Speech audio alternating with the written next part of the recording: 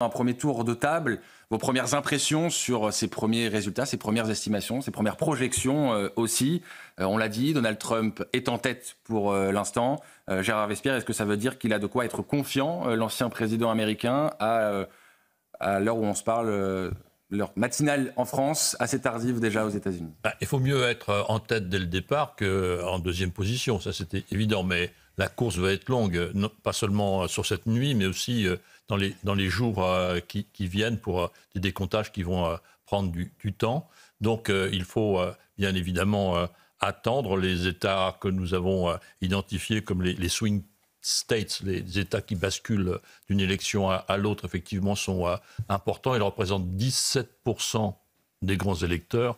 Donc c'est effectivement un regard à avoir sur ces éléments-là.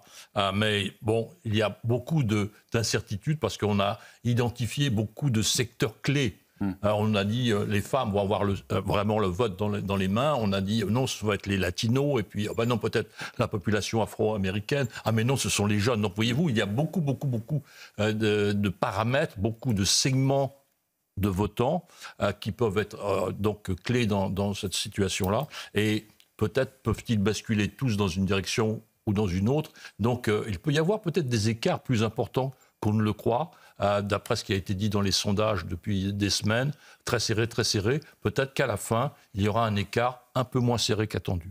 Il faut rappeler l'électorat républicain, je pense notamment à l'économie, à l'immigration aussi. Est-ce que vous pensez que c'est là aussi où il a récolté des points, Donald Trump, dans cette campagne? Je pense qu'il a effectivement argumenté en dehors même des réalités. Comme vient de le rappeler notre ami tout à l'heure, l'économie américaine est en bonne santé. Et donc, il y a comme l'inflation qui a beaucoup augmenté. Vous avez le chiffre en tête? Non, voyez-vous, l'inflation redescend pratiquement sur les 2%. Donc on a un ralentissement de l'inflation, on a une baisse des taux qui est fondamentale dans la renaissance de l'économie, la circulation monétaire. Donc on a des réalités. Mais l'habileté de Donald Trump, c'est effectivement de décrier systématiquement. Le réel ne lui importe pas. Donc c'est là où il marque des points, c'est qu'effectivement, il se situe toujours ailleurs par rapport à son propre schéma. Et c'est ça qu'il essaye d'imposer. Et il le fait avec talent, parce qu'il a une capacité de persuasion. Mais ce ne reflète pas forcément la réalité. Qu'est-ce qu'il a fait en 4 ans, quand il était président, vis-à-vis de l'immigration? Where is the wall? Où est le mur, n'est-ce pas, vis-à-vis de lui? Il a pu aller au terme de sa construction, ça ne vous aura pas échappé. Oui, non, mais voilà, disons que par rapport au projet, il y a un grand écart entre la promesse et la réalité. Donc ça n'a pas d'importance, c'est sa vision qu'il essaye d'imposer. Et pour autant, c'était sous la présidence de Joe Biden. Ça montre aussi qu'il y a parfois des problèmes de confiance entre les deux pays, qui peuvent exister. Et ce, peu importe la couleur du président à la Maison-Blanche. Je crois qu'il faut être prudent. Et a-t-on raison de personnaliser une politique étrangère à ce point? Il y a l'expression fameuse de l'État profond américain, mais effectivement, il y a le Pentagone, c'est-à-dire le ministère de la Défense, il y a le ministère des Affaires étrangères. Et là, vous avez des orientations sur le long terme. J'ai déjà eu l'occasion de faire le rapport de cette anecdote qui s'est passée en 2018, donc du temps où Trump était président des États-Unis, et il a convoqué son ministre des Affaires des Armées en lui disant « Je viens de m'entretenir avec Erdogan, on retire nos soldats de Syrie ». Dans les 24 heures, le ministre a démissionné. C'était au mois de décembre 2018. Nous sommes en novembre 2024.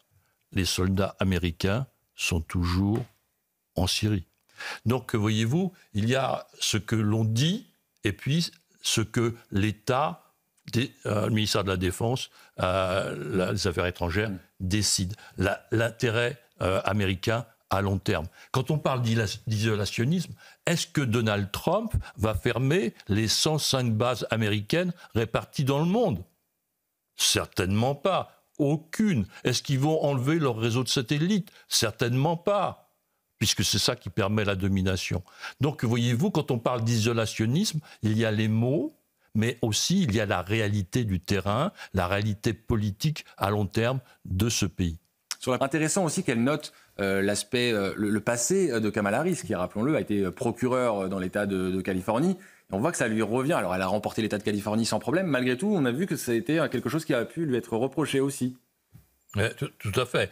Mais comme vous l'évoquiez tout à l'heure, monsieur l'ambassadeur, il y a le poids du sortant, n'est-ce pas? Donc l'administration américaine est sortante et donc avec l'habileté du candidat Trump à envoyer toutes les flèches possibles et imaginables, il y a un ressenti et donc un résultat. Mais comme on l'avait signalé il y a un peu plus d'une heure maintenant, il convient d'être très très prudent et le scrutin que l'on disait très très très serré, je crois que j'avais eu la prudence de dire attention, nous allons peut-être avoir une surprise, le scrutin va peut-être être beaucoup moins serré qu'on ne le croit. Donc voyez-vous, prudence de tous les côtés, donc aussi bien sur le gagnant que sur l'écart, eh bien, parce que les indicateurs sont nombreux et les populations qui agissent au sein de la société américaine, eh bien, peuvent effectivement être amenées, les jeunes, les évangélistes, etc.,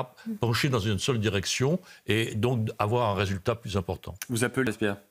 Donald Trump a l'avantage d'être le candidat de la promesse.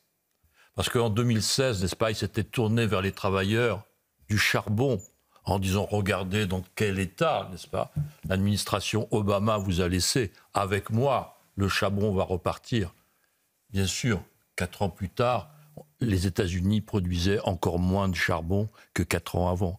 Donc voyez-vous, il faut être très très prudent, mais la force du personnage, la force d'être à l'extérieur des problèmes, vous donne effectivement un avantage. Vous croyez que... Allez-y. Oui, allez-y. Vous croyez que l'extérieur, je ne comprends pas ça, l'extérieur... Parce qu'il n'est pas aux affaires actuellement. Ce n'est pas lui qui est dans l'administration. Il est en dehors de l'activité. Oui, parce qu'il n'est pas... Voilà, il n'est pas le responsable. Donc il fait porter à l'administration sortante l'ensemble des problèmes du monde.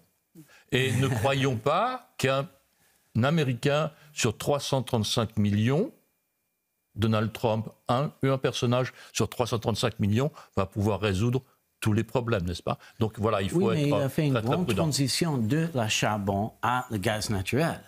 Oui, mais pas pour les travailleurs. Gérard Vespierre, est-ce que ça veut dire que la recette de Donald Trump a été plus efficace? Alors on fera le bilan après, évidemment on n'est pas encore au résultat. Malgré tout, est-ce que vous diriez que la recette de Donald Trump a été plus efficace que celle de Kamala Harris pendant cette campagne? S'il gagne, oui. Donc, à l'évidence. Mais il y a un point, effectivement, qui est très intéressant à souligner, c'est qu'il y a eu, et il y a, au sein de l'appareil républicain, des dissensions. L'ancien vice-président de Donald Trump n'était pas en faveur de sa réélection. Mike Pence.